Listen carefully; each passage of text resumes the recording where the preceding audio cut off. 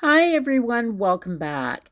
Today I'm going to use this bamboo serving paddle. I think that's what this is called, a bamboo serving paddle.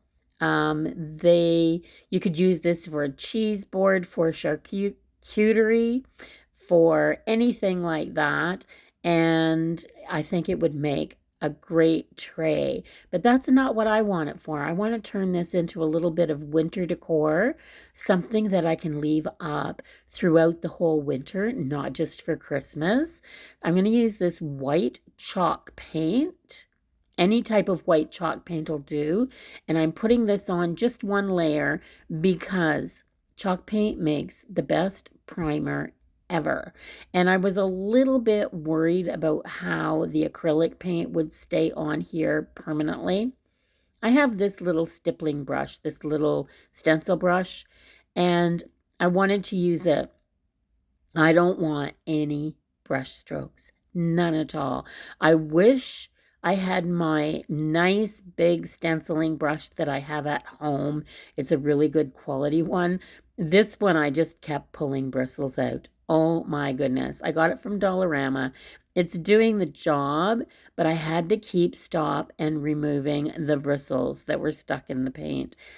But I still think that this was a better option than a brush. This just meant that there were no brush marks. Now, in hindsight, I could have just painted the blue just a couple inches around the outside edge because I was putting something down in the center anyway. I'm going to use this Winter Stories and Backgrounds with this bird right here, which is why you saw that blue background go down. Look at how well that matched. I didn't have any blue paint this color. I can't tell you what color it is. I used some white, some black, some blue, and a tiny drop of red to get this gray. Yeah, it was just a little bit of experimenting until I got the right color. So, my picture. I want this image. I do not want a single straight edge. So, I've never done this before, but I decided that I was going to use the same water brush technique that I use when I'm trying to cut images from a napkin. And I have to say, although I had to put a little more water on here than you do on a napkin, it certainly made this paper a lot easier to tear. So I'm just putting a little bit down this edge because I don't want to take much off, and then just using my thumb and finger to just pull away the tiniest little bit on this edge. Now, clean your mess up and then do the same thing on the top and bottom. Remember, no straight edges. I just think it looks so much better this way. When you're putting an image on that's smaller than your background, a torn edge looks better than a straight one. So just putting the water along the edge, make sure it's saturated all the way through the paper, and then it just comes off so easy. Yeah, I love this. I will be using this method a lot more. Absolutely. I've done it for years with napkins. I have no idea why I didn't think to use it on this decoupage paper. It's not even decoupage paper. It is a little heavier than copy paper. Now I am going to use my Mod Podge and I'm going to put this image down and I'm going to put it on my board. I'm going to brush it on. I don't want it too thick. This has got paint on here, so it's not going to soak in too much. I'm going to try to do this with as few wrinkles as possible. So a nice, thin, even coat, and I'm even going to put a thin coat on the back of the paper, not too thick. I think that that's the key, not making it too thick, and I'm taking my time. I'm just spreading it nice and even so that there's not going to be any sections that are wetter than others to cause more wrinkling or rippling. And I'm going to very carefully smooth this down. I'm going to grab a card. I'm just getting that edge. It didn't want to lay flat. But I'm going to take this card and I'm going to just brush across, make sure I've got all the air bubbles, everything out. And I have to say this went down pretty smooth. Now I'm going to take my white splatter and I'm going to put splatter over this because it is a frozen winter picture and I wanted something that kind of mimicked snow. I'm not putting it on too thick, but I am like tapping my brush a little bit on my wax paper at the side there when I put paint on the brush because I wanted to make sure I didn't get any big blobs. And yeah, just tapping away until I'm happy with how it looks. I love putting splatter, especially on these winter images. It just helps the look so much. And you can see there, I didn't go overly strong on the white splatter, just enough to, it's there. And now I'm going to take this diamond shimmer dust. I think I got this at the Great Canadian Dollar Store a few years ago. I mean, quite a few years ago. I'm going to take my Mod Podge and where the snow would lay on the top of these mushrooms, on a few of those little frozen flowers at the side, I'm just going to dab. I'm not going to brush it. I'm tapping it on here so that it's fairly thick. I'm not going for the glitter as much as I'm going for I just want it to look like mounded snow. And you're not going to see the glitter much when I'm done this because it's going to have a top coat over it. I want to seal that in.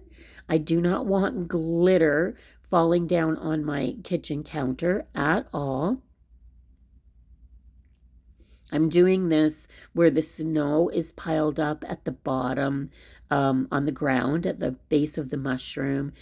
Just picking a few little spots where I think that snow would be sitting.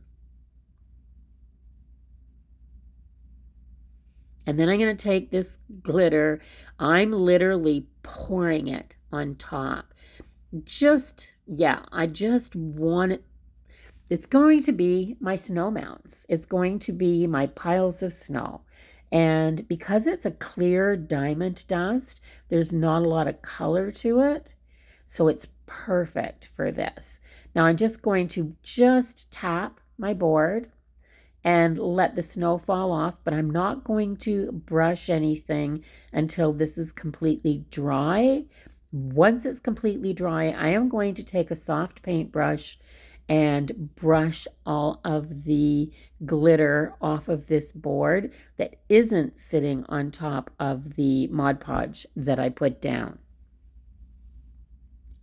This has got to dry. So I'm pretty sure at this point that I let that Mod Podge dry overnight. I'm just saving the rest of my glitter. Like I said, I've had this for a couple of years. It takes a long time.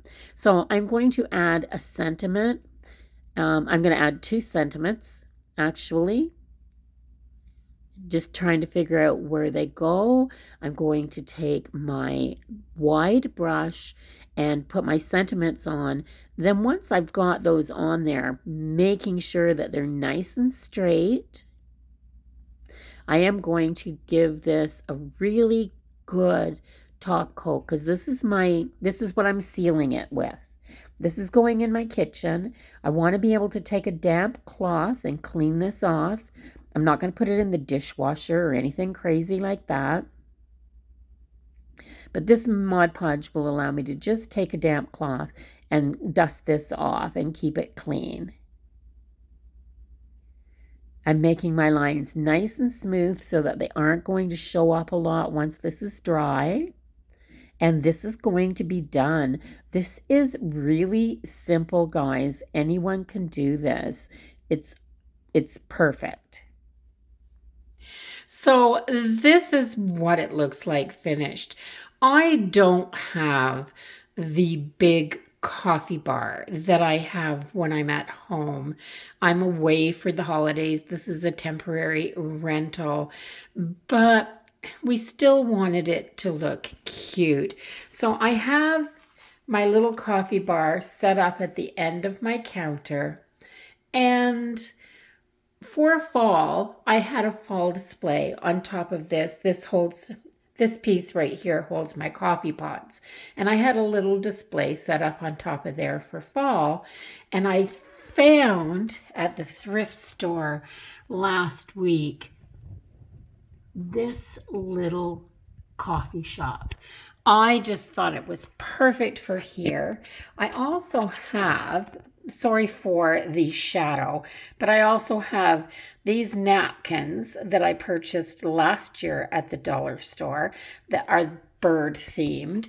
And sticking with the bird theme of the jars that I made last week, I think, I thought that this paddle would look absolutely perfect, just propped up here. And this is our little coffee nook. I'm so happy with the way this turned out. All I did to finish it off was just tie a grosgrain ribbon around the top that matched the paint color. I actually tried to match the paint color to the ribbon and the background. And I think I did a pretty good job. So yeah, I'm just really happy with this little piece of decor that I've made. So if you enjoyed the video, please give it a thumbs up. Let YouTube know that you're watching. Also, if you haven't subscribed to my channel yet, please do that before you leave so that you can come back and see what I'm up to next. I'll see everyone in the next video. Until then, have a really great day, everyone. Bye-bye for now.